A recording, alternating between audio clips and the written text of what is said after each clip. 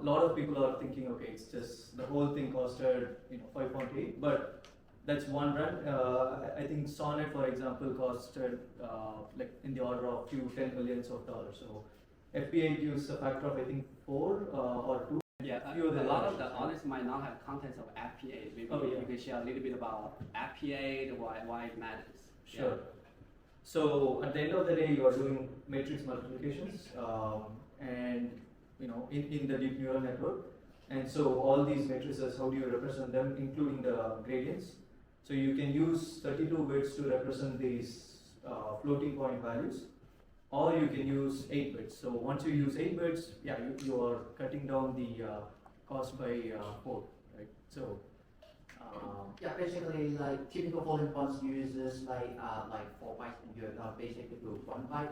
So you can like sort more things into the memory. So that's saving. So you can use technically 4 times less cost to do the same thing. So that's where you do optimization, right?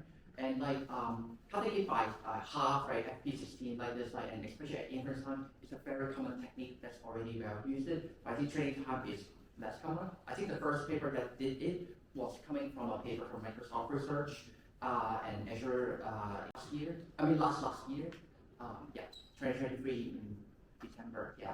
But I think that this time they basically incorporate some of the techniques. They invented some, basically DeepSeek invented some, but also incorporate some techniques really beautifully. Yeah. And also, I think the other difference is the training and inference. In fact, both are cheaper. Training was $5.8 million, but inference, as you get, if you actually use the DeepSeek R1 API, it's like you said, right, 38 cheaper than O1. For that, I think the main innovation there was using mixture of experts.